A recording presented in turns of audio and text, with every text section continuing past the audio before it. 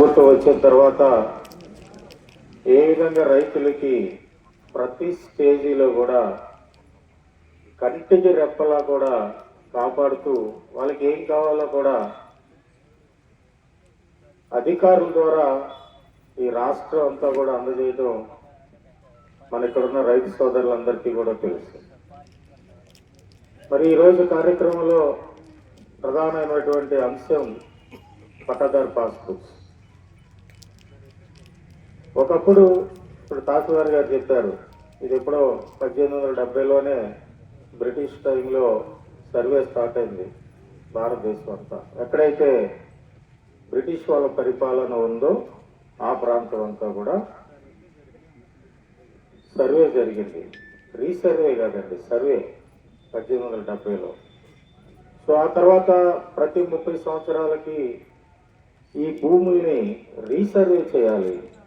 ఎందుకంటే కొంత అప్పటికి, అంటే నేను చెప్పేది దాదాపు 150 సంవత్సరాల క్రితం, అప్పటికి సాగులో లేని భూమి చాలా ఉంటుంది. సో సాగులోకి తీసుకురావటం, భూమిని చేతులు మారటం, క్లాసిఫికేషన్ మారటం, ఇవన్నీ జరుగుతాయి. కాబట్టి ప్రతి 30 సంవత్సరాలకి రీసర్వే చేయాలని చెప్పి చట్టంలో చెప్పారు ఆ రోజునున్న బ్రిటిష్ వాళ్ళు. అయితే బ్రిటిష్ వాడు చేసిన పని ఏంటంటే చాలా తెలివిగా ఎక్కడైతే వాడికి ఆదాయం వస్తుందో వాటిని మాత్రమే సర్వే చేశారు. కానీ ప్రజలు ఎక్కడ నివాసం ఉంటున్నారో ఆ గ్రామ ఖండాలని సర్వే చేయాల. ఎందుకు 150 సంవత్సరాల క్రితం అంటే ఈ దేశంలో ఆల్మోస్ట్ అందరూ కూడా చాలా పేదవాళ్ళు, పూరి గుడిసెలు, పూరీళ్ళు ఉంటాయి. అంటే దాని మీద ఏం ఆదాయం వస్తుంది? రాదు. అందుకని ఆదాయం వచ్చేటటువంటి వ్యవసాయ భూముల్ని, అడవుల్ని, ఇవన్నీ కూడా సర్వే చేశారు. ఆ తర్వాత 1915 నుంచి 40 దాకా డిఫరెంట్ ఇయర్స్లో, డిఫరెంట్ డిస్ట్రిక్ట్స్లో, డిఫరెంట్ స్టేట్స్లో రీసర్వే చేశారు. బాలవర్తి గారు చెప్పినట్టుగా బ్రిటిష్ వారు ఇచ్చిన RSRA ఇప్పటికీ కూడా ప్రామాణికం. మీరు క్లాసిఫికేషన్ ఇప్పుడు చెప్తున్నారు, నదీ తీరంలో పట్టా భూమి అయితే మరి అది 22A పెట్టారు. 22A అంటే సర్వే అండ్ బౌండరీస్ యాక్ట్ 1923లో అదొక సెక్షన్. ఆ సెక్షన్లో ఏముంటుందంటే 22Aలో ABCDE ఉంటాయి. అంటే ప్రభుత్వం ఎవరైనా పేదవాళ్ళకి అసైన్ చేసిన భూములు కానీ, అసైన్ చేయని పోరంబోకులు కానీ, ఏదన్నా ధార్మిక సంస్థలకి అంటే దేవాదాయ శాఖ కానీ, ముస్లిమ్స్కి సంబంధించిన వక్ఫ్ బోర్డు కానీ ఇలా భూములు ఇస్తే ఇవి రిజిస్ట్రేషన్ జరగటానికి వీలు లేదు అని ఒక నిషేధ భూముల జాబితాలో పెడతారు. అలాగే షరతుగల పట్టాలు 1954 జూలైకి ముందు ఒక 13 షరతులతో కూడినటువంటి పట్టాలు ఇచ్చారు ఆ రోజున బ్రిటిష్ వాళ్ళ టైంలో. సో అవి లేదా చుక్కల భూములు, ఇవన్నీ కూడా నిషేధ భూములో పెట్టారు. మెల్లిమెల్లిగా అన్నిటినీ కూడా ప్రజల యొక్క డిమాండ్, ప్రజాప్రతినిధుల యొక్క డిమాండ్ని అనుసరించి ఒక్కొక్కటి కూడా ప్రభుత్వం ఫ్రీ హోల్డ్ చేసుకుంటూ వస్తుంది.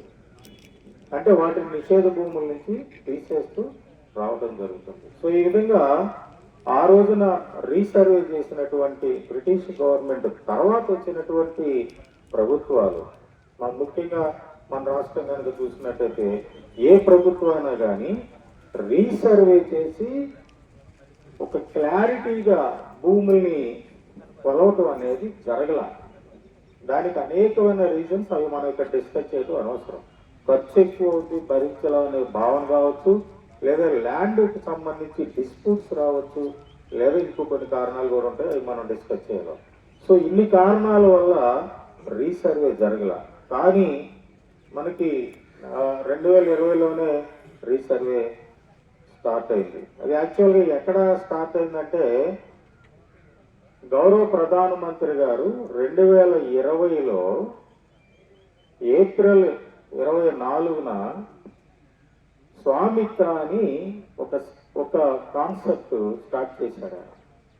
స్వామిత్వ అంటే అది సాంస్క్రిట్ వర్డ్, దానికి తెలుగులో ఓనర్షిప్ అని అర్థం. అంటే సర్వే ఆఫ్ విలేజెస్, అంటే ఎక్కడైతే బ్రిటిష్ వాడు గ్రామ కంటాలని అంటే ప్రజలు నివాసం ఉంటున్నటువంటి ప్రాంతాన్ని, ఇళ్ళు కలిగినటువంటి ఆవాస ప్రాంతాన్ని సర్వే చేయకుండా వదిలేయటం వలన కొంతమంది గ్రామ కంఠం మొత్తం కూడా ప్రభుత్వ భూమే, ఇది రిజిస్టర్ జరగడానికి వీలు లేదు అని మనందరం చూసాం. గతంలో 2016లో ఓ గవర్నమెంట్ జీవో ఇచ్చినప్పుడు పెద్ద ఎత్తున ఆందోళన జరిగింది. ఎక్కడైతే గ్రామంలో మీ ఖాళీ స్థలాల్లో ఇళ్ళు ఏయో ఉంటే వాటిని అమ్ముకోవడానికి లేదు అని చెప్పి పెట్టినప్పుడు చాలా గొడవ జరిగింది. తర్వాత దాన్ని ఆ గ్రామ ఘట్టాల నిషేధ భూముల నుంచి తీసేయడం జరిగింది. సో ఇలాంటి సమస్య రాకుండా ఉండటం కోసం గౌరవ ప్రధానమంత్రి గారు ఏం చేశారంటే భారతదేశంలో ఉన్నటువంటి దాదాపు 7 లక్షల తెలుపు గ్రామాలని సర్వే చేయమని చెప్పాడు ఆయన. పొలాలను కొలిస్తే రీసర్వే అంటాం, గ్రామ కంఠాలను కొలిస్తే సర్వే అంటాం. మరి ఇక్కడ గ్రామ కంఠాలు ఈ మండలంలో స్వామిత్వ తహసీల్దార్ గారు స్వామిత్వం ఎన్ని జరిగిన గ్రామాలు ఇక్కడ? ఇంకా స్వామిత్వం ఇక్కడ స్టార్ట్ అవ్వాల. ఆంధ్రప్రదేశ్ లో యాక్చువల్ గా ఇది 3-4 సంవత్సరాల క్రితమే ఈ కార్యక్రమం పూర్తి అవ్వాలని ఉంది. బట్ ఎక్కడ కూడా పంచాయతీ సెక్రటరీస్ ముఖ్యంగా వాళ్ళు కాన్సల్టేషన్ చేయాలి. వాళ్లే కాబట్టి గ్రామ కంఠాల్లో సెక్రటరీగా ఉండేవాళ్ళు, వాళ్ళు కాన్సల్టేషన్ చేసుకుంటే ఈ పార్టీకి అయిపోయేది. ఎప్పుడు 2020లోనే ఒక ఎస్ఓకి తయారు చేశాం. ఎందుకంటే దాన్ని పైలట్ ప్రాజెక్ట్ చేసింది నేనే 2020లో. ఈ జిల్లాలో డీపీగా ఉన్నప్పుడు ఉమ్మడి కృష్ణా జిల్లాలో మీకు అగ్రికల్చర్ ల్యాండ్ కానీ గ్రామ ఘట్టాలు కానీ ఇప్పుడు ఆయన చెప్పాడు తహసీల్దార్ గారు పైలట్ ప్రాజెక్ట్ చేశాం. ఆంధ్రప్రదేశ్లో కృష్ణా జిల్లాలో జగ్గాపేట మండలంలో తక్కిళ్ళపాడు గ్రామం తెలంగాణకు బోర్డర్లో ఉంటుంది. ఆ గ్రామంలో 2020 అక్టోబర్లో ఆ రోజున జరిగింది పైలట్ ప్రాజెక్ట్ కింద. సో ఆ ప్రాసెస్ ఇంకా జరుగుతుంది, ఇంకా కంప్లీట్ కాల. సో ఇక్కడ మీకు ప్రధానంగా ఈ గ్రామ కంఠాలు కూడా గౌరవ ప్రధానమంత్రి గారు గ్రామ కంఠాల్లో ఉండే ఇళ్ళు కానీ స్థలాలు కానీ ఓనర్షిప్ కల్పించాలి ప్రజలకి. తద్వారా వాళ్ళు పిల్లలు పెళ్లిళ్ళు చేసుకోవడానికి, అమ్ముకోవడానికో తాకట్టు పెట్టుకోవడానికో కూడా ఫీజిబిలిటీ ఉంటుంది. ఏదైతే పొలాలకి డాక్యుమెంట్స్ ఇచ్చామో దీనికి కూడా ఓనర్షిప్ ఇవ్వాలి ఒక డాక్యుమెంట్ రూపంలో అని చెప్పి అదో పెద్ద కాన్సెప్ట్. సో అది మనం సమయం వచ్చినప్పుడు డిస్కస్ చేసుకుందాం.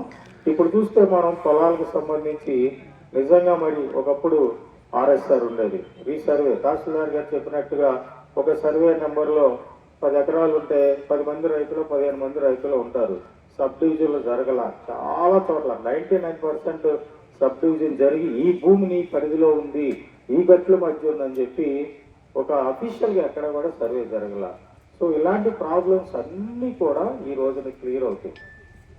రైతుకు జరిగినటువంటి అత్యంత మేలు ఏంటంటే రీసర్వే.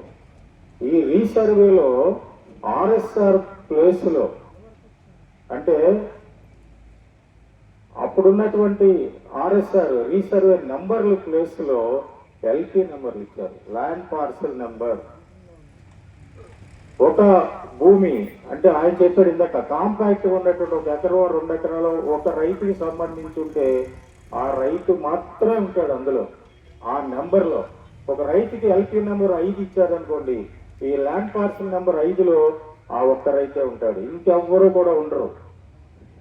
సో ఆ విధంగా ప్రతి గ్రామంలో కూడా రీసర్వే చేసి ల్యాండ్ పార్సల్ నెంబర్స్ ఇవ్వటం జరిగింది. మీకు ఒకప్పుడు పాస్బుక్స్ లో మీ భూమి యొక్క షేపు ఏ విధంగా ఉంటుందో తెలీదు. బట్ ఇప్పుడు మీకు ల్యాండ్ పార్సల్ మ్యాప్ అని చెప్పి LPM, అది LP నెంబరు, ఇది LPM ల్యాండ్ పార్సల్ మ్యాప్. ఆ మ్యాప్ కూడా పాస్బుక్ లో ఇచ్చారు. మీ భూమి ఏ విధంగా భూమి మీద ఏ ఆకారంలో ఉంది, దాని హద్దుల్లో ఏ ల్యాండ్ పార్సల్ నెంబర్స్ ఉన్నాయి, ఎవరు అద్దెలుగా ఉన్నారు, రాష్ట్రం ఏంటి, జిల్లా ఏంటి, మండలం ఏంటి, గ్రామం ఏంటి, భూగోళం మీద మీ భూమి ఏ విధమైనటువంటి రేఖాంశ అక్షాంశాల మధ్య ఎన్ని డిగ్రీల మధ్య ఉందో కూడా లాంగిట్యూడ్ లాటిట్యూడ్ కూడా ఇవ్వడం జరిగింది. అంత పర్ఫెక్ట్ గా ఇవన్నీ కూడా QR కోడ్ లో పెట్టారు. మీ పాస్బుక్ లో QR కోడ్ కూడా ఇచ్చారు. QR కోడ్ స్కాన్ చేస్తే మీ డీటెయిల్స్ మొత్తం వచ్చేస్తాయి. ఇంకొకటి ఏంటంటే వీళ్ళు రీసర్వే చేసే ముందు దీనికి ఒక పెద్ద ప్రాసెస్ ఉంది. సర్వే అండ్ సెటిల్మెంట్ కమిషనర్ గారు రాష్ట్రం అంతా కూడా నేను రీసర్వే చేస్తున్నానని ఆ యాక్ట్లో